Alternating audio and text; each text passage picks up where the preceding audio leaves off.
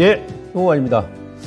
자, 지난주에 제가 이제 이번 주가 FMC 그 회의가 있고, 그 다음에 이제 9월 달이기 때문에 이제 3분기 말이잖아요. 그래서 아마 이번 주가 이제 FMC 회의 이후에 이제 그 시장 9월 달은 이제 변곡점이 될 것이다. 맥점이 될 것이다. 그런 말씀 드렸는데, 좀 반등, 회의 이후에 좀 반등이 저도 좀 나올 것으로 예측했는데, 지금 방향이 좀 반대로 좀 바뀌었습니다. 예, 환율은 위쪽으로 지금 슈팅이 나오고 있고, 지수는 아래쪽으로 이제 언더슈팅 구간으로 지금 판단하고 있습니다. 뭐 소위 얘기하면 이제 FMC 그 후폭풍이 지금 시장에 불고 있는데요. 파월 연준 의장이 이제 금리는 0.75%포인트 일단 예상대로 인상을 했는데, 그 이후에 이제 그 파월 의장이 경기 그 연착륙이 좀 쉽지가 않을 수도 있다. 이런 좀 매파적인 발언을 했고, 그 발언 이후에 시장에 투자 포커스가 기존에는 이제 금리 인상에서 경기 침체 이슈로 좀 이동을 하는 것 같아요. 이동을. 그리고 이제 지난 시간에 제가 연준 위원 중에서 가장 매파적인 성향을 가진 세인트루이스 그 블러드 총재가 연말에 4%까지 언급을 했었는데, 이번 그 회의에서는 어제 미국이 좀 밀었던 것이 4.4에서 내년에 4.6%까지 지금 언급이 나왔거든요. 그래서 그 우려감 때문에 어제 또 국채 수익률 금리가 좀 또 그 10년물이 뭐 3.5% 이상 올라왔고 2년물 한 4%까지 아마 살짝 넘기는 그런 모양새인데, 그래서 보니까 이제 성장주가 밀렸고, 근데 그 연초하고 지금 현재 시장이 다른 점이 뭐냐면 그 지금 금리 전망치가 좀 높아졌는데 눈높이가 연초 같은 경우는 그 인플레가 지속적으로 지금 계속 여름까지 상향 조정을 했지 않습니까? 그죠? 근데 지금은 이번에도 이제 파월 연준 의장도 언급했습니다만은 인플레이션이 좀 완화되고 있다 이렇게 언급을 했기 때문에 이후에 금리 전망 상향 조정은 좀 제한적일 것이다. 그러니까 어제 뭐 미국에서 4.4에서 뭐 4.6까지 뭐 얘기가 나온 것도 지금 확정이 아니고, 예, 전망치가 약간 시장 눈높이보다 좀 높아졌다. 이제 그런 우려감 때문에 지금 어제 미국 시장이 밀린 것 같습니다. 그리고 오늘 우리 시장 같은 경우는 전일 그 테슬라 그 니콜 영향 때문에 거래소 같은 경우는 뭐 큰 매물이 안 나왔어요. 그다지 외국인들한테서 환율 급등에도 불구하고. 근데 코스닥은 지금 올해 들어서 외인들이 가장 많이 매도를 했습니다. 한 3,100억 정도 순매도를 했는데, 이게 보니까 대부분이 다 이제 전기차예요. 예, 제일 많이 매도한 게 LNF가 한 850억, 뭐 에코프로 BM이 한 510억, 뭐 성일하이텍 최근에 많이 올랐던, 그다음에 에코프로, 뭐 세비컴, 이 전기차 관련 종목군들이 절반 이상 한 60%가 지금 외인들의 전체 매도 물량입니다. 그러면서 이제 다른 물론 업종도 좀 매도를 했습니다. 다른 업종 크게 좀 매도한 건 없어요. 예. 근데 전기차 업종이 또 지금 시총 상위 종목에 예를 들어서 뭐 에코프로 BM이 지금 시가총액 2위고 코스닥에, 그다음에 LNF가 3위잖아요. 예. 그래서 이제 그들 종목군들이 급락이 나오다 보니까 시장을 더 아래쪽으로 하방으로 지금 이끌어 간 게 아닌가 이렇게 판단해 볼 수 있겠고, 거래소 같은 경우는 지금 원래 그 삼성전자하고 하이닉스 주가 올라오게 되면 LG 에너지 솔루션이 또 이제 빠지고, 오늘 같은 경우는 또 이제 LG 에너지 솔루션이 그동안 더 오르다가, 예, 장중에 또 이제 급락이 나오면서 하이닉스도 일단 전저점을 살짝 이탈한 상태고, 삼성전자는 뭐 시가선을 지지했습니다만은, 그래서 이제 시장을 좀 아래쪽으로 누른 게 아닌가라고 이제 볼 수 있는데, 결론적으로는 아마 장중에 그 개인들 그 신용 매물이 좀 많이 투자자분들 좀 출회가 된 것 같습니다. 다른 뭐 종목군 중에서도. 그러니까 저점을 이탈한 종목군들은 하방 지지 구간이 없는 가운데서 신용 매물, 뭐 스탁론 매물이 좀 나오다 보니까 좀 더 하락이 좀 심화된 게 아닌가 이렇게 볼 수 있겠는데요. 아무튼 그동안 우리 특히 이제 그 시청자님들 중에서는 이제 주리 분들 계시죠. 예, 뭐 계속 방송 그 켜게 되면은 뭐 저부터도 뭐 환율이 어떻고 뭐 빅스텝, 베이비 스텝 뭐 여러 가지 막 경제 용어를 많이 쓰니까 아마 지금 주식 초보자분들께서는 이게 무슨 말인지, 예, 잘 이해를 못 하실 겁니다. 오늘 공부를 많이 해야 됩니다. 그래서 오늘은 제가 지난주에 그 여러분들께 그 말씀드린 대로 그냥 딱 한눈에 딱 봐가지고 지금 시장이 어느 상태인지 어느 위치인지, 예, 그 부분에 대해서 이제 그림을 보고 제가 설명을 좀 드리도록 하겠습니다. 예, 이 그림 보시면 아마도 그 이제 여러분들께서 현재 시장을 이해하시기에 상당히 좀 많이 도움이 되시지 않겠나 이렇게 제가 생각을 하고 있습니다. 자, 먼저 들어가 보죠. 자, 삼성전자입니다. 그러니까 대한민국 시가총액 1위 기업이죠. 그 삼성전자. 자, 삼성전자가 무조건 반등이 나와줘야 전체 시장이 일단 하방 경직성을 확보를 하겠죠. 지금도 뭐 전체 시가총액 대비해서 25% 이상 차지하니까요. 예. 그러면서 이제 뭐 하이닉스도 일단 반등이 나올 것이고, 다른 코스닥 같은 경우는 반도체, IT 쪽하고 이제 뭐 바이오 쪽, 그다음 전기차 쪽이 이렇게 전체 시가총액을 많이 차지하는데요. 그 뭐니 해도 이제 코스닥 같은 경우는 아직까지는 이제 뭐 반도체라든지, 네? IT 장비, 그리고 뭐 바이오가 움직여야 전체 지수가 움직입니다. 그래서 지금 반도체 관련 종목군들 삼전하고 하이닉스가 빠지다 보니까 같이 계속 찌글찌글 흘러내리는데, 그런 측면에서 일단 삼성전자가 반등이 나와줘야 돼요. 그래서 전체 시장을 살리는 겁니다. 반등이 안 나와도 추가적인 하락을 좀 제한적으로 좀 묶어줘야 현재 위치에서 시장이 뭐 전저점을 이탈 안 할 수 있겠죠. 지금 현재 그림 보시면 이 삼성전자가, 그러니까 IMF 때부터 제가, 삼성전자가 지금까지 걸어온, 그러니까 24년 동안 걸어온 그 발자취입니다. 삼전이. 여기 하단에 보시면은 이 검은색 이동평균선 있죠? 이건 저만이 보는 이동평균선인데, 지난 6월 달에 삼성전자가 급락이 나왔을 때 여기서 한번 반등이 나왔잖아요. 그때가 딱 요 라인에서 일단 반등이 나온 겁니다. 반등 나왔다가 지금 뭐 저 역시 또 쌍바다가, 왜? 지난 시간에도 제가 그랬습니다만은 여기서 이제 바로 그냥 6월 달에 V자로 가는 게 아니라고 했습니다. 지금은 이제 어찌됐든 간에 긴축 강화 구간이기 때문에 우리가 기본적으로 이제 쌍바닥 정도는 예상한다는 얘기예요. 그래서 제가 8월 만기 전후에서 종합지수가 2550 전후 올라오게 되면 뭐 3, 40% 현금화 하시고 나서 다시 한번 이후에 지수 흐름을 체크하자, 이렇게 말씀드렸던 내용이고요. 다시 한번 이 라인까지 왔어요. 그러니까 이 삼성전자는 IMF 때부터 기술적으로, 물론 이 검은색, 이 이동평균선, 이 라인을 여기서 뭐 미국 금융위기 때도 터닝, 요 라인에서 금융위기 때 살짝 이탈했다가 바로 올라왔습니다.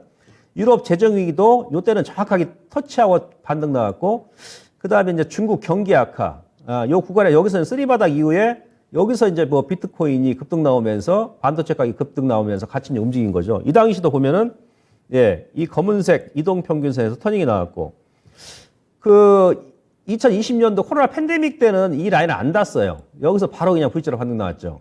그래서 지금이에요. 그러니까 IMF 때부터, IMF 빼고 그 이후에 IT 버블, 미국 금융위기 2번, 유럽 재정위기 3번, 중국 경기 악화 4번, 지금이 21세기 들어와서 제가 보고 있는 이 라인의 5번째 터치하는 구간입니다. 그러니까 24년 동안 이 삼성전자 주가는 이 라인을, 물론 이제 월 중에는 좀 이탈하는 경우도 있어요. 근데 이 라인 부근에서는 삼성전자가 결국은 다시 강하게 반등이 나오더라. 그래서 이 부분을 제가 먼저 말씀드리고요. 다음 그림 보도록 하겠습니다. 자, 이것은 우리가 이제 휴먼 인덱스라는 얘기를 많이 제가 하지 않습니까? 주식은 결국은 심리거든요, 심리. 제가 이제 오늘 뭐 그림 준비를 안 했습니다만은, 지금 여러분들 뭐 구글 트렌드 들어가셔가지고 검색어에 뭐 증권 투자, 주식 투자, 종합주가 지수 이렇게 쳐보시면, 대중의 관심도가 지금 거의 5년 이래 최저치입니다. 관심이 없다는 얘기예요, 이제는. 주가가 지금 계속 1년 반, 뭐 2년 가까이 지금 밀고 있기 때문에, 항상 주식은 이제 그런 구간에서 보통 보게 되면 저점이 나옵니다. 대중의 관심이 많을 때는 거기서 뭐 종목이든 지수든 고점이 나오는 것이죠. 자, 이것은 제가 작년에 그 배워산다 하면서도 이 삼성전자 이 주가 차트를 보면서, 그때 1월 달에 1월 11일입니다. 1월 11일 날 삼성전자가 고점이 정확히 나왔었죠. 그때 10만 전자 얘기했을 때 이 구간이죠. 이때 제가 이제 삼성전자가 이제 고점이다라고 말씀드렸었어요. 그때 제가 이 그림을 보여드렸습니다. 삼성전자 대중의 관심도가 역대 최대치다. 뭐 국민 주식이라고 얘기까지 나왔으니까요. 그래서 제가 고점을 말씀드렸는데, 그 이후에 지금 거의 1년 하고도 한 7개월 동안은 계속 밀죠. 작년 1월부터. 이렇게 최장 기간 계속 뭐 반등 없이 믿는 경우는 2000년도 이래 지금 처음인 것 같아요. 저 역시도. 그리고 언제 했었냐면은 팬데믹 때. 2월 달에 여기서 삼성전자가 급락이 나오니까 그 당시에 또 대중의 관심도가 상당히 높아졌죠. 그래서 이게 이제 5년 동안의 추이인데 지난달, 그러니까 이번 달부터 삼성전자의 주가가, 대중의 관심도가 살짝 지금 늘어나고 올라오고 있습니다. 그러니까 뭔가 지금 계속 삼전이 6만 선을 깨고 나서 5만 선 중간까지 지금 오다 보니까 뭔가 이제는 저점에서 사고자 하는 매수세도 많이 지금 관심을 갖고 있고, 이제서야 이제 손절을 해야 되지 않느냐라는 그런 매도세도 고민을 많이 하고 있는 것 같아요. 하고 있는 것 같습니다. 어쨌든 간에 주식이란 것은 일단 대중에 빠지든 오르든 간에 관심을 많이 받는 게 좋다는 얘기예요. 관심을. 예. 그래서 지금 삼성전자 같은 경우도 이제는 대중의 관심도가 좀 높아지고 있고 2017년도 9월 달이에요, 여기가. 예.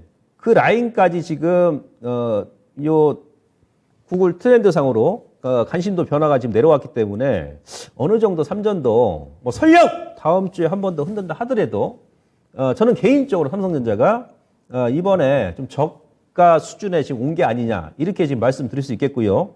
다음. 그 다음에 이제 우리가 또 뭘로 보냐면 이거는 이제 월봉으로 장기 핵심 노구 차트예요. 그러니까 기술적으로 무슨 뭐 삼성전자 아까 뭐 김봉만이 처음에 보여드렸던 검은색 빨랫줄 가지고 그냥 쭉 보고 나서 거기서 왔으니까 매수다. 이게 아니고 그다음에 뭐 대중의 관심도가 낮으니까 이제는 또 저점이다. 이게 아니고 그 다음 그림. 예. 삼박자가 맞아야 되거든요. 기술적으로. 예. 이 그림 보시면 이것은 뭡니까? 핵심 노구 차트예요. 그죠? 이것도 이제 22년 동안 그러니까 삼성전자가 IT 버블 이후에 지금까지 월봉으로 계속 이런 식으로 걸어왔다는 얘기예요. 이 그림 보시면은 우리 그 주린이 분들, 주린이 시청자님들 삼성전자 주가 저렇게 걸어왔구나. 22년 동안 꾸준하게 올라왔구나. 그럼 어디서 매수하고 좀 가져가면 어디서 또 수익 나고 그것을 한눈에 여러분들께서 알아볼 수 있다는 얘기죠. 그죠? 예, 이렇게 걸어왔습니다. 그러니까 삼성전자 같은 경우는 이 트렌드를 지금까지 이탈한 적이 없어요. 적어도 22년 동안 강산이 2번 이상 바뀌었을 동안 이 라인을 벗어난 적이 없습니다. 그죠? 어차피 주식이라는 것은 확률입니다. 주식은 또 가학이죠. 이런 데이터에 의해서 이 정도 왔으면 어느 누구도 주식은 어느 누구도 최저점에서 한 번에 매수할 수 없습니다. 그것은 워렌 버핏도 그렇게 못합니다.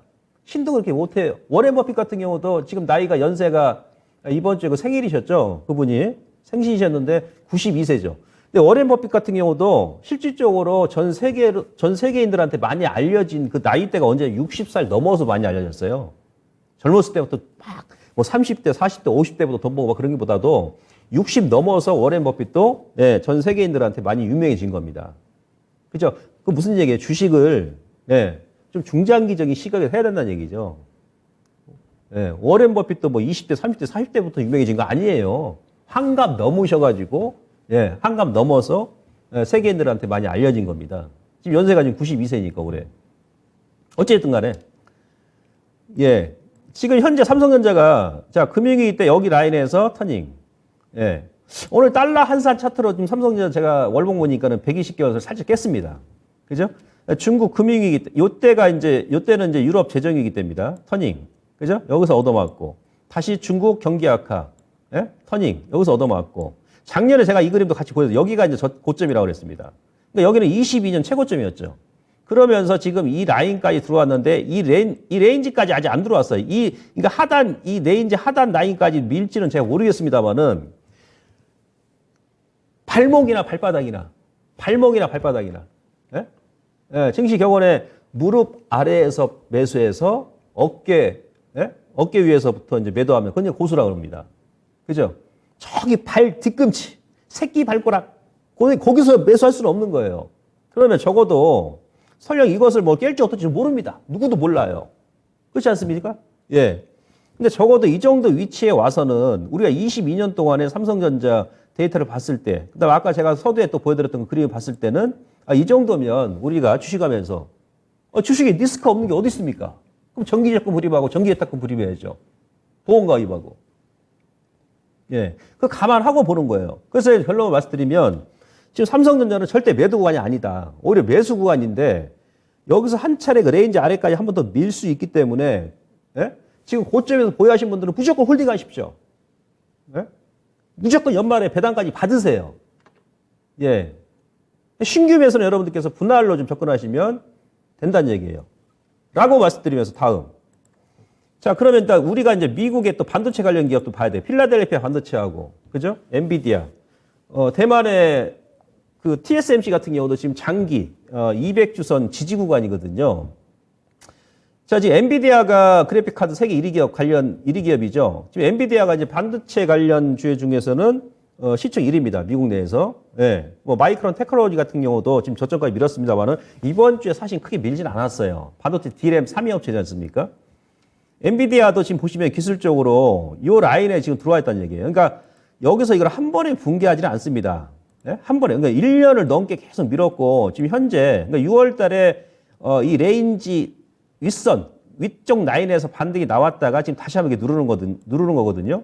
이거는 이제 2015년도부터 이어져 오는 그 맥점자예요. 지지 구간. 그래서 제가 지난주에 이번 주가 상당히 좀 중요한 주간이다. 라고 제가 말씀드렸던 이유가 바로 이겁니다. 예? 물론 이제 위쪽으로 좀 반등이 나와줬으면 하는 그런 바람을 안고 제가 지난주가 이제 이번 주가 맥점이라고 말씀드렸는데 아쉽게도 하방 쪽으로 밀었습니다만은 아직까지는 완전히 추세가 붕괴된 게 아니다라는 말씀을 드리고요. 자, 필라델피아 반도체 지수 같은 경우도 물론 이건 이제 삼성전자, 하이닉스 주가가 또 움직이면 같이 또 움직이겠죠. 물론 엔비디아도 마찬가지고. 예, 그래서 얘도 지금 반도체는 지금 완전히 깨진 않았어요. 지금까지 필라델피아 반도체 지수도 22년 동안은 이 라인을 안 깼습니다. 이 라인은 아직은. 그죠? 아직 안 깼어요. 어차피 반도체는 올 여름부터 다운 사이클 얘기하면서 내년 1분기 정도 가야 이제 터닝이 나올 수 있다. 이런 얘기가 많이 나왔었거든요. 그러면서 지금 현재까지 계속 대밀리고 있고 주시량은 또 앞서 나가지 않습니까? 경기 선행지수 앞서 나가잖아요. 그죠? 예. 그래서 뭐 다음 주에 그 미국의 그러니까 D램 3위 업체 마이크론 테크놀로지가 3분기 실적 발표가 있습니다. 그래서 만약에 마이크론 테크놀로지가 3분기 실적이 시장 예상치보다 뭐 좋게 나온다든지 뭐 나쁘게 나온다 하더라도 주가 좀 반등이 나온다 그러면 어느 정도 반도체 관련 대표 종목군들도 이제는 어느 정도 좀 선 반영해 나가지 않겠느냐라는 관점을 저는 보고 있습니다. 그래서 지금 엔비디아하고 필라델피아 반도체 요 장기 로고 차트 보시더라도 여기서 과연 매도를 할 것이냐, 매수를 할 것이냐, 예? 주시란 것은 그죠? 이런 데서 한번 매수를 해볼 만한 그런 구간이죠. 그다음에 고점에서 물렸던 분들은 여기서는 매도가 아니죠. 예, 좀 더 그 추이를 본다든지. 그다음에 삼성전자 같은 경우 내년에 실적이 일단 올해 대비해서 영업이익이 한 감소는 합니다만은 그렇다 하더라도 너무 저평가라는 얘기. 이제는 하이닉스도 마찬가지고. 뭐 오늘 보니까 하이닉스 같은 경우도 뭐 증권사에서 목표 주가를 낮췄습니다만 그래도 13만 원 얘기하죠. 그럼 맞다는 얘기예요. 장기적으로는. 그래서 삼성전자는 지금 혹시라도 고점에서 보유하신 우리 그 시청자님들 계시면 이미 그분들은 손절 타임이 늦었습니다. 외국인들 지분율도 지금 50% 미만까지 내려왔거든요. 네, 그래서 저는 개인적으로 내 다음 주에 그 마이크론 테크놀로지가 실적 발표, 그 다음에 영국의 그 CPU 업체 ARM 인수를 만약에 하고 나서 그때 좀 반등이 나오지 않겠나. 예. 그래서 결론은 일단 홀딩 하시기 바라겠습니다. 보유하신 분들은. 예, 그러면 삼성전자 만약에 저점이 나온다 그러면 전체 코스피, 코스닥도 저점이 나올 수 있는 그런 구간이기 때문에 제가 먼저 삼성전자 주가에 대해서 기술적으로 분석을 해드린 겁니다. 아시겠죠? 예, 그렇게 일단 보시면 될 것 같고 다음 그림 보시면 자, 미국 시장 이제 일간 차트입니다. 이것은 일간 차트인데 오늘은 제가 이제 기술적으로 이제 우리 그 주린이 분들 그죠? 이것저것 막 풀어서 얘기 많이 하고 글씨 많이 보시면 막 정신 없잖아요. 숫자 많이 보고. 근데 이거 딱 그림 보시면은 한눈에 들어오니까 시장 막 지금 정신 없는 가운데서 그림을 또 설명드리면 더 쉽게 들어오니까 제가 차트를 많이 보여드리는 겁니다. 자, 다우 지수가 올 1월 달에 이제 고점이잖아요. 이 고점에서 이렇게 급락이 나왔습니다. 그죠? 급락 나오고 여기서 저점 주고 6월 달에 제가 여기서 이제 6월 달, 7월 달 여기서 저점 말씀드리고 급반등이 나왔습니다. 반등이 나올 때 1월 고점 대비해 가지고 반등이 61.8%가 나왔어요. 61.8%. 이 하락폭이 61.8% 올라왔죠. 예. 그 다음에 나스닥은 정확히 50% 반등이 나오고 지금 두들겨 맞는 겁니다. 역부일제로 꺾입니다. 예? 예. 원래 이제 121선이 이렇게 하향인 가운데서 주가 이렇게 반등이 나오면, 그죠? 한번 이게 누르게 돼 있어요. 누르게 돼 있는데 제가 예상한 것보다도 더 가파르게 지금 완전히 역 V자로 좀 꺾이고 있는 거거든요. 예상보다 강하게. 예. 근데 여기서 제가 드리고 싶은 말씀은 이게 만약에 여기서 그냥 다시 한번 이 저점을 이렇게 반등 나오고 그냥 바로 다시 이게 깰 이 차트면은 이 반등이 나올 때 보통 이 38.2죠. 38.2. 예, 요 정도까지 반등이 나옵니다. 보통 여기까지 반등 나오고 예, 다시 한번 이 저점을 깨버려요. 근데 다우는 61.8까지 올라갔거든요.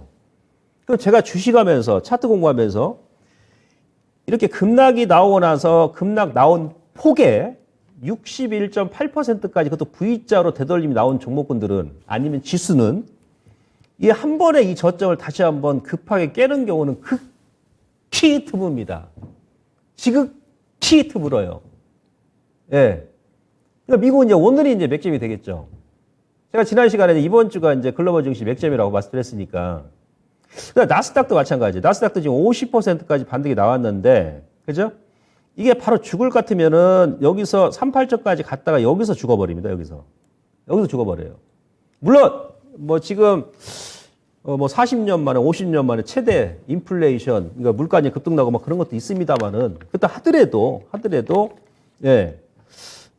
이 라인을 한 번에 만약 이탈한다 하더라도 여기서 다시 왜냐면 미국도 지금 신용이 700조가 됩니다. 예? 미국 같은 경우 우리나라는 지금 신용이 20조 원 초반인데 미국은 700조가 넘어요. 700조.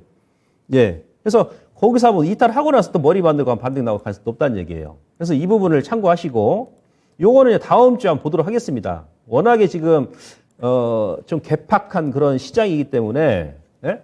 워낙에 지금 빨리 막 움직이고 시장도 예. 경기 사이클도 빨리빨리 움직이고 하니까는 뭐 그런 부분도 우리가 인식하고 그다음에 3분기 말에는 우리가 제가 그랬잖아요. 첫 시간에 지난주에 1월달 1분기 말 3월달에 급등하기 심했죠. 그 다음에 2분기 6월달에 또 시장 급락 나왔죠. 지금 3분기 말이잖아요. 9월달 그죠? 예, 또 4분기 말 12월달에 변동이 심할 거라는 얘기예요. 이런 부분도 우리가 이제 있다라는 거 일단 참고를 하시고 다음 그 다음에 자 이제 S&P 500 지수 같은 경우는 지금 현재 S&P 500 지수에 우리가 이제 밸류에이션 측면으로 봤을 때 PER 기준 했을 때 10년 평균 퍼가 한 18배 정도 됩니다. 근데 지금 S&P 500 같은 경우도 이번에 다시 한번 되밀리면서 뭐 어제까지 기준 봤을 때 한 16배 정도 되거든요. 그러면 S&P 500 같은 경우는 예, 미국 같은 경우는 미국이니까 선진 증시니까 보통 한 15배, 16배면은 제가 봐서는 적정 수준이에요, 사실은. 뭐 나스닥이라든 뭐 다우는 약간 좀 틀립니다만은. 그죠? 예. 우리 같은 경우는 지금 뭐 퍼가 지금 한 9.5배 정도? 예. 예. 그래서 그 지금 10년 평균 퍼 아래에 있어요. 기본적으로. 그냥 기술적 이 자리에 있습니다. 이 위치에 있는 겁니다. 예. 6월달 급락 나오나 7월달, 8월달가 여기서 반등이 나온 거죠. 반등 나오고 다시 한번 쌍바닥 주면서 이 레인지에 아직 안 들어와 있어요. 예. 그 다음 하단에 보시면 최근에 이제 빅스 지수, 역발상 지수라고 그러죠. 서로 이제 상대적으로 움직이니까. 그죠? 자, 빅스 지수는 2021년도부터 이어오는 이 저항구, 여기서 하나, 둘, 세 개. 그죠? 이번에 네 번째입니다. 예. 그래서 아마 이번 주 내지 뭐 다음 주. 그죠? 그러니까 오늘이라도 일단 반등에 성공해주면 여기서 이제 뭐 다음 주까지 반등이 나올 수 있고 빅스는 또 이제 꺾일 수 있겠죠. 이런 위치에 있다. 그러니까 이거 그림 보시면, 완전 그 상대적이지 않습니까? 데칼코마니. 그죠? 예. 그러니까 이런 위치에 있기 때문에 그래서 제가 지난주부터 이번 주가 3분기 말이고 9월 달에 가장 중요한 그런 주간이다. 변곡 주간이다. 이렇게 말씀을 드렸던 겁니다. 다음 그림 보도록 하겠습니다.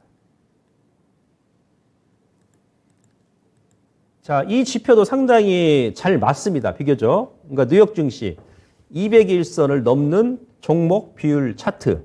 그죠? 예.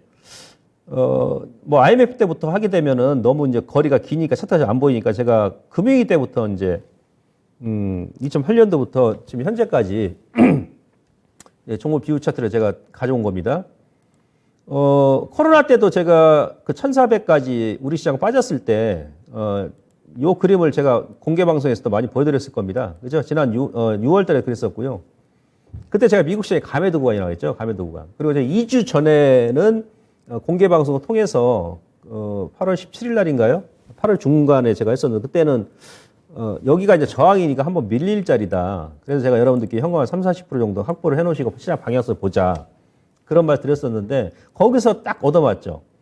그러니까 얘는 이제 종목 비율 차트가 그 30 미만이면 예, 가매도 구간이고 70 이상이면 가매수 구간이에요. 예?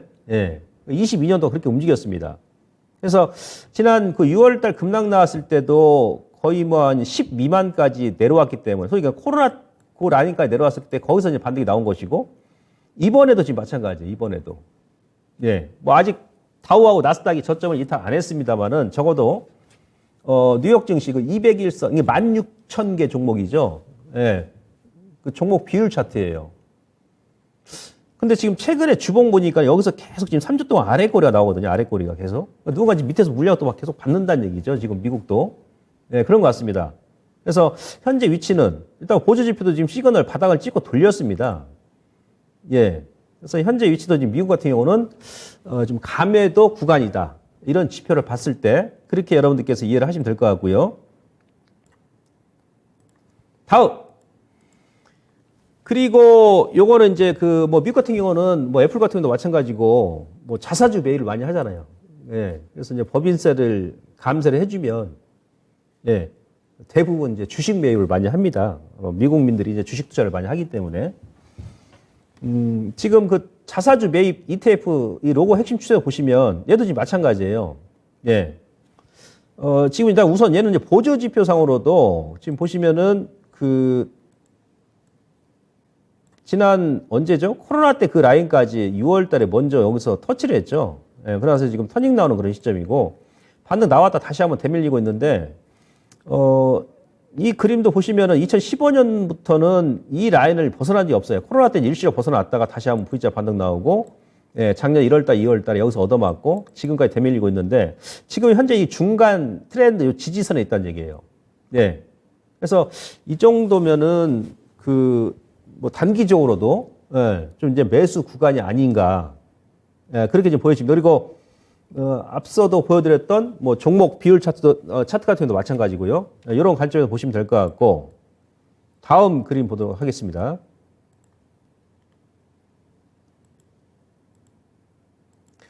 우리가 그 이제 뭐 나스닥도 물론 중요하죠.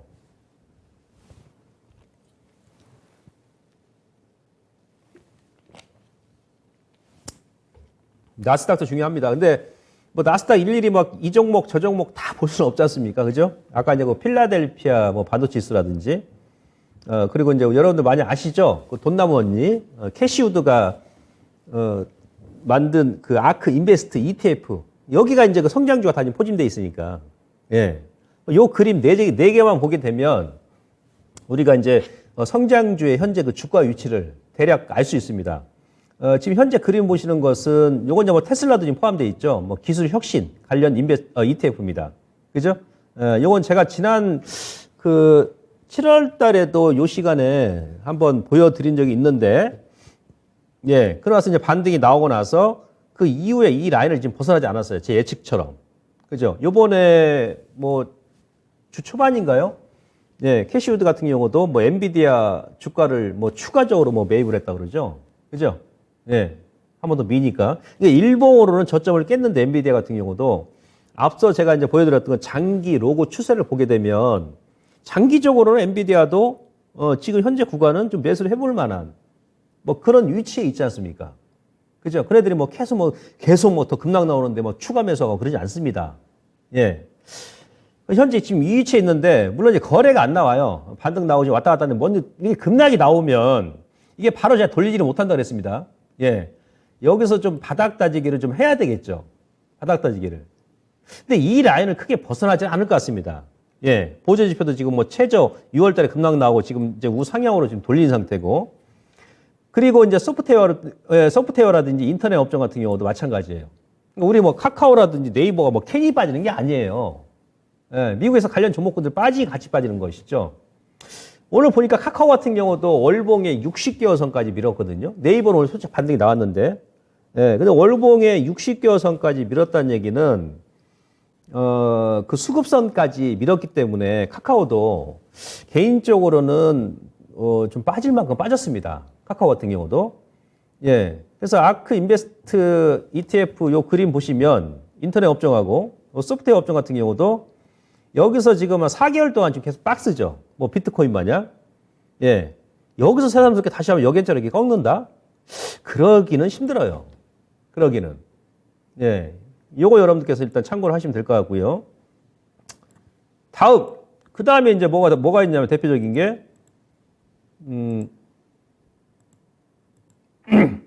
자율주행 로봇이죠. 지금 최근에 여러분들 국내 시장에서 보시면 그나마도 그 덜 빠진 성장주 중에서 덜 빠진 게 뭐냐면 4차 산업 관련 종목 중에서 이번 주에는 여러분 보시면은 그 자율주행 관련 종목군들이 반등이 좀 강하죠. 그죠? 예, 뭐 인포뱅크도 하반 경직 이후에 뭐 어제 그제 오늘도 반등이 나왔는지 모르겠습니다. 일단 반등이 나왔고, 그리고 모트렉스 같은 경우도 지금 박스권은 오히려 돌파를 했죠. 오늘도 좀 강했던 것 같은데요. 그리고 뭐 관련 종목군들 기타 등등.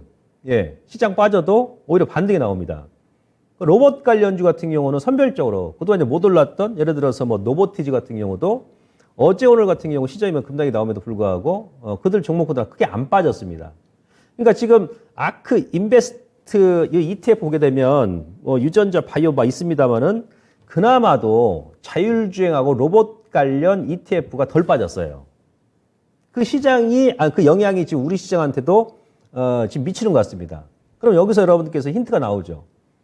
네, 로봇 관련주, 특히 자율주행 관련 종목군들은 예, 지난번에 이제 반등이 크게 나오고 나서 다시 한번 눌림 주고 지금 계속 3개월 동안 바닥 다지기를 하고 있거든요. 그런 종목군들을 여러분들께서 관심 갖는 게 좋겠죠. 그죠? 예, 그렇게 보시면 될 것 같고. 어쨌든 간에 지금 현재 위치는 반등 나오고 지금 쌍바닥 시점, 장기 지지라인 구간에 있다는 얘기입니다. 그 다음에 유전자 바이오. 우리 지금 바이오 관련 종목군들이 오늘도 뭐 친저가 지금 종목군들이 쏟아졌는데, 월봉에 지금 기술적으로는 120개월선을 이탈했어요. 제약바이오 업종이, 코스닥의 제약 업종이. 그러니까 2000년도 이래 120개월선을 다음에 제가 이제 그림 보여드리겠습니다만은 이탈한 경우가 지금 처음이에요. 코로나 때도 120개월선 이탈 안 했었거든요. 그냥 개인적으로 이제 이제 매수기에다 오히려. 그렇게 생각하는데 다음에 제가 이제 말씀드리고. 자, 아크 인베스트 ETF 보게 되면은 사실은 미국 같은 경우는 이번에 나스닥이 빠질 때 나스닥은 전저점까지 지금 뺐지 않습니까? 근데 나스닥 바이오 테크놀로지 ETF라든지 S&P 바이오 테크놀로지 ETF 같은 경우는 사실 안 빠졌습니다. 이번에 빠질 때 안 빠졌습니다. 그냥 기술적 조정 정도. 그리고 지난 6월 달에 이 유전자 바이오도 같이 급락이 나왔다가 반등이 나올 때 가장 강하게 나온 업종이 바로 유전자 바이오 쪽이에요. 적어도 미국 내에서는. 예. 그리고 우리도 마찬가지죠. 6월 달에 급락이 나오고 나서 그때 가장 먼저 코스닥의 121선을 터치했던 업종이 바로 제약바이오였습니다. 그러나 다시 한번 되밀린 거죠. 근데 미국 같은 경우는 적어도 어제까지는 뭐 앞서 말씀드렸던 나스닥 바이오 테크놀로지 ETF라든지 뭐 S&P 500 예? 예. ETF는 안 뺐어요. 크게. 예. 지금 아크 인베스트 ETF 유전자 바이오 이 차트 보시면 V자 반등 나오고 나서 지금 이 라인까지 안 깨죠. 예? 직전 전저까지 안 뺐단 말이에요. 예. 그래서 이제 이 그림 보게 되면은 그 미국 내에서는 적어도 우리 시장 제약바이오는 오늘 좀 많이 무너졌습니다만은 대형주가 무너지면서 미국 내에서는 지금 제약바이오가 그나마도 반등 이후에 다시 한번 쌍바닥으로 되밀리지 않고 하방 경직이 가장 강한 업종이다. 이렇게 여러분들께서 이해를 하시면 되는데 이 아크 인베스트 ETF 이 네 가지 주요 업종별 주요 차트를 보시면 시청자 여러분들께서는 어떻게 생각할지 모르겠습니다. 지금 현재 그림 봤을 때 현재 위치가 이게 매도 자리냐 아니면 고점에 물리신 분들은 지금 홀딩 자리냐 아니면 뭐 일부 좀 분할 매수 구간이냐. 예. 제가 봐서는 적어도 매도 자리 아닙니다. 예. 분할 매수 가능하죠. 이런 데서 주식이란 것은 이런 데서 분할매수 그것도 한 번에 제가 그랬지 않습니까? 이거 깰 수도 있겠죠. 예? 붕괴할 수도 있겠죠. 그러나 적어도 이렇게 크게 한번 크게 하락이 나오면서 여기서 터닝이 나왔잖아요. 이런 자리는 크게 이렇게 하락이 나오면 급락이 나오면 터닝 나왔던 자리는 다시 한번 바로 막 급락시키고 그런 게 거의 드뭅니다. 예. 이렇게 말씀을 드릴 수 있겠고요. 다음. 요거는 이제 지금 장단기 금리 역전, 소위 얘기하면 최근에 보게 되면 어제 그 3개월물하고 이제 2년물이 뭐 4%까지 막 치고 올라갔죠. 그래서 미국 시장 성장 주간이 무너졌던 근본적인 이유가 바로 그건데요. 앞서 제가 서두에 말씀드렸습니다만은 원래 그냥 하반기 금리 인상 전망이 4% 정도, 아니면 조금 뭐 4.25까지 뭐 생각했었습니다만은, 근데 어제 이제 그걸 또 이제 확인시켜 준 거야. 연준에서 4.45, 4.6까지 얘기했어. 근데 이제 기존에 4.2 정도까지, 25까지 예상했는데 거기서는 0.25, 아니 0.5 정도 지금 약간 높게 더 잡은 겁니다. 그래서 이제 어제 국채 수익률이 또 이제 급등이 나왔는데, 장단기 금리가 역전되고 나면 그 역전되고 나서 수개월 동안 상당히 시장이 부침이 심하다 그랬어요, 제가. 예? 7월 달에 버여산다 강의하면서. 그리고 그동안 4, 50년 동안의 통계치를 보게 되면 장단기 금리가 역전이 됐다는 얘기는 결국은 글로벌 경기가 침체 국면에 접어든다는 얘긴데 그동안의 통계, 한 50년의 통계를 보게 되면 그것이 바로 침체로 이어진 것이 아니고 평균적으로 한 20개월 정도 지나서 본격적인 경기 침체가 나타났더라 라는 것을 우리가 데이터상으로 지난 시간에 공부를 했습니다. 그죠? 물론 뭐 연말에 그냥 바로 경기 침체가 이루어질 수도 있겠죠. 내년 1분기에 경기 침체가 이루어질 수도 있겠죠. 그럼 제가 어떻게 하겠습니까? 그러나 적어도 김봉만이는 우리 시청자들한테 이 설명을 드릴 때 뭔가 근거를 제시하는 거예요. 하루 이틀 근거가 아니고, 자, 미국 시장이 1950년도부터 지금까지 단기와 장단기 금리가 역전됐을 때 꼭 경기 침체가 나왔습니다. 그러나 그게 바로 경기 침체가 이루어진 것이 아니고 통상적으로 2년 뒤에 경기 침체가 나왔습니다. 라는 부분을 저는 과학적인 데이터를 통해서 우리 시청자들한테 보고를 드리는 거예요. 그렇지 않습니까? 또는 이번에도 마찬가지예요. 이번에도. 예. 지금 낭대부를 이루고 있습니다. 그죠? 예, 지금 드디어 S&P 원래 그 여름까지만 하더라도 3년물 금리가 이렇게 많이 안 올라왔었어요. 그죠? 예? 2년물하고 10년물하고 이제 막 올라왔는데 2년물이 막 치고 왔었고 3개월물은 뭐 3%까지 안 올라왔는데 최근에 이제 막 3개월물이 막 올라오죠. 그러다 보니까 시장이 더 우려라는 거야. 왜? 장기 금리가 단기 금리보다 높아야 되는데 단기가 높고 장기가 낮아 금리가. 그게 이제 장단기 금리가 역전됐다는 얘기예요. 경기를 안 좋게 보고 있다는 얘기인데 이거는 제가 이제 뭐라고 했습니까? 바로 시한폭탄과 같다. 그러니까 언제 터지긴 터진다. 이 경기 침체가 터지긴 터지는데 시한폭탄하고 똑같은 거야. 째깍 이 폭탄이 지금 돌아가고 있는 거예요. 예. 근데 4, 50년 통계를 보니까 보통 한 20개월 정도 뒤에 터지더라. 응? 그죠? 그 부분에 대해서 제가 지난번에 말씀드렸는데 드디어 이제는 이 S&P 500과 10년물, 2년물, 3개월물이 장단기 금리가 막 역전이 되면서 장단기 금리 스프레드 추이가 지금 막 마이너스까지 지금 축소되면서 그래서 뭐 시장에 변동이 나오는 거예요. 그죠? 예. 뭔가 이제 방향이 나올 때 됐죠. 뭔가 이제 방향이 나올 때 됐습니다. 예. 이제 큰 방향이 나올 때 됐어요. 슈팅을 하든지, 이거 언더 슈팅을 하든지, 오버 슈팅을 하든지, 뭔가 이제는 방향이 나올 때가 됐다.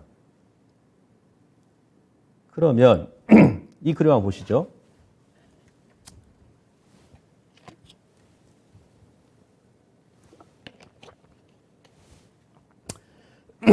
어제도 2년물 국채 수익 금리가 급등이 나왔었고요.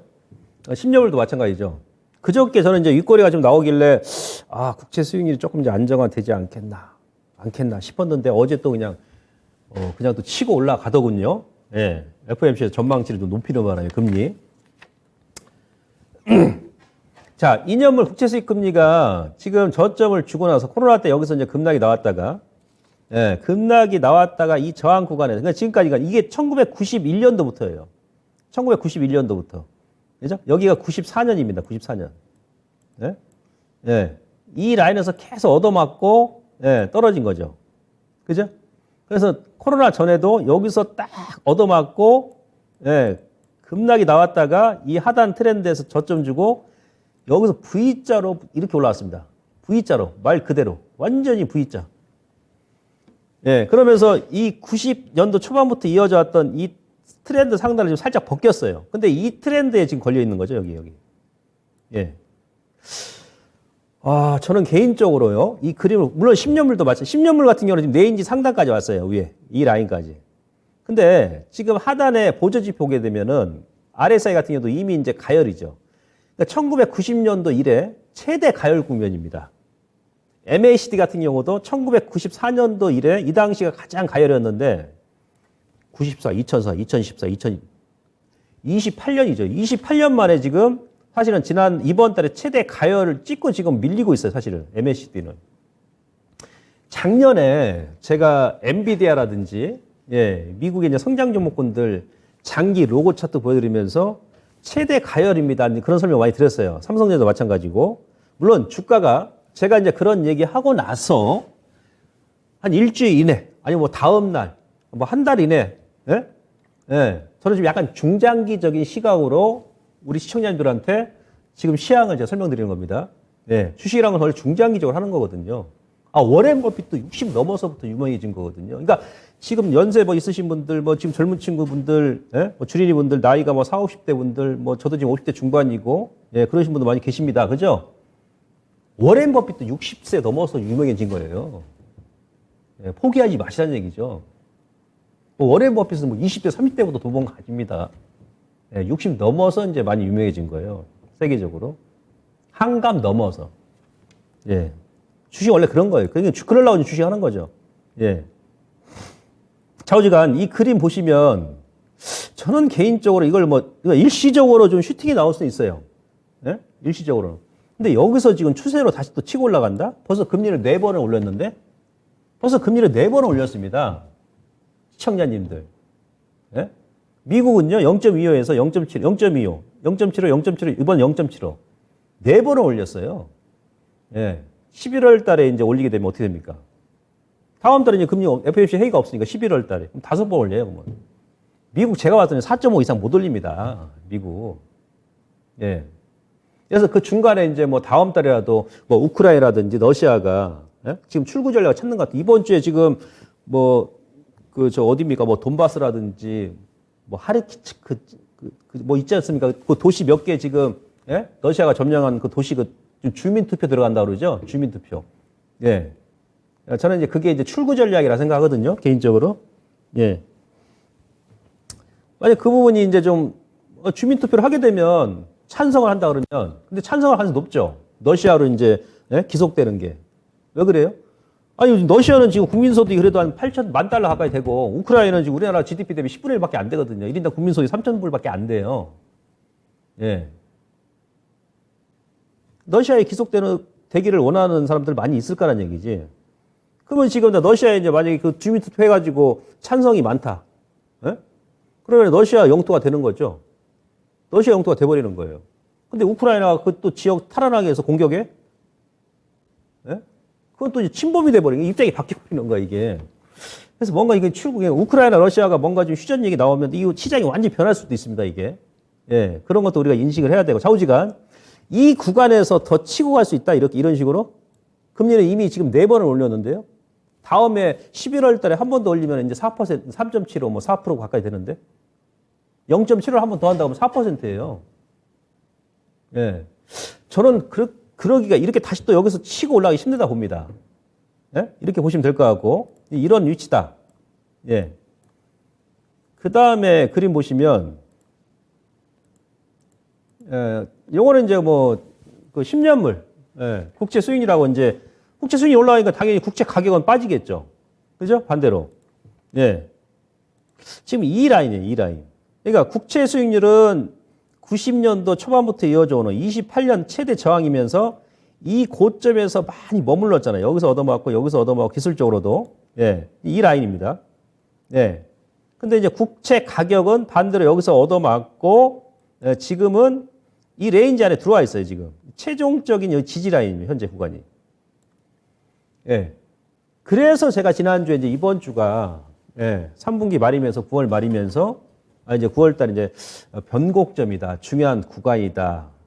그런 말씀을 드리는데, 제가 이제 주식을 하다 보니까 이제 개인적으로 뭘 많이 보냐면요. 여러분들께서도 아마 많이 아실 거예요. 그 뭐 개별주, 뭐 테마주, 급등락이 심한 종목군들 보게 되면 보통 저점에서 항상 급등락이 심합니다.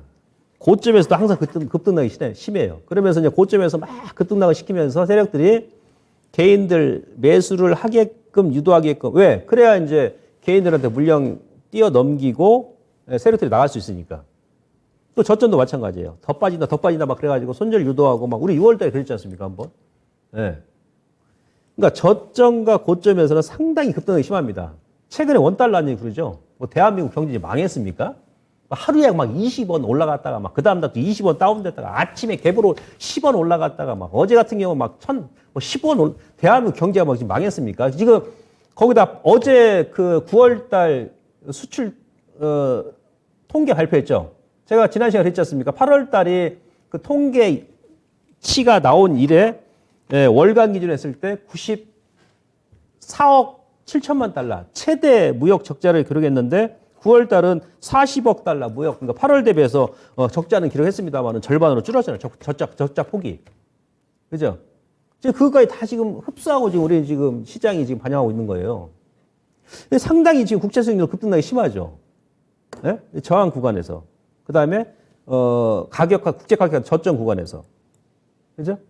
중국에서 지금 2010년도 5월 이래 12년 만에 미국 국채 보유액이 지금 가장 최저치거든요. 그죠? 근데 지금 장기 지지 구간, 장기 저항 구간이에요. 자, 이런 부분을 여러분들께서, 아시고요. 다음. 이것도 오늘도, 그죠? 다음 주에 1시간 더 해야 되겠네. 다음 주에도 1시간 더 하겠습니다, PD님. 예, 연장 강의 다음 주. 그 다음 유럽 한번 보겠습니다, 유럽. 예, 유럽을 보는데요. 자, 요거 이제 유럽 통합지수죠. 유럽 그 대형, 50 지수입니다. 대형주. 유럽 같은 경우도 지금 상당히 변동성이 심해요.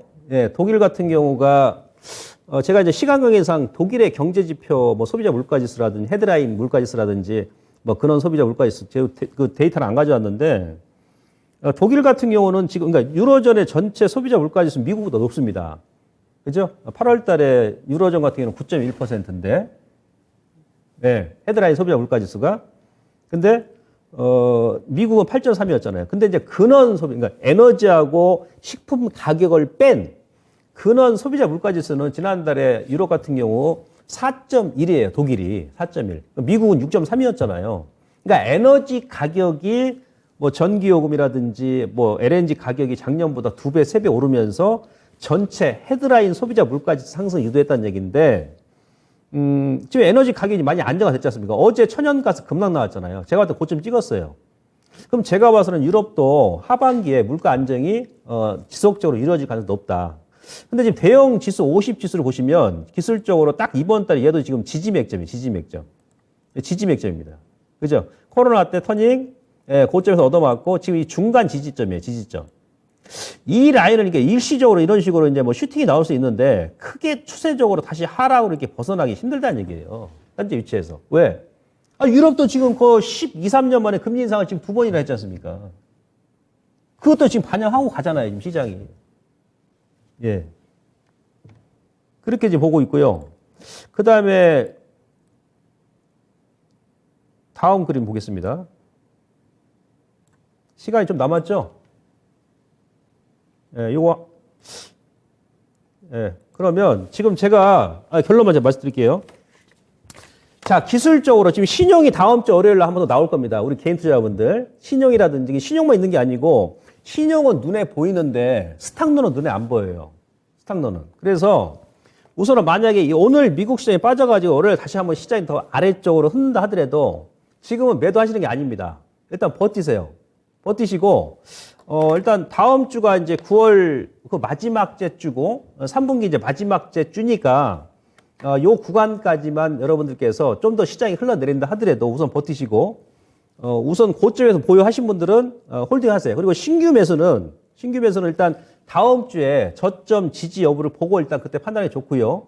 중장기적인 시각이다 그러시면은 대형주 같은 경우, 삼성전자 같은 경우는 여러분들께서 분할로 좀 접근하셔서 크게 무리가 없다. 그래서 결론은 우선은 다음 주에 시장이 아래쪽으로 한 번 더 언더 슈팅이 나온다 하더라도 여유가 있으신 분들은 그대로 홀딩하는 전략라고 말씀드리면서 다음 주에 제가 다시 한번 찾아뵙도록 하겠습니다. 고맙습니다.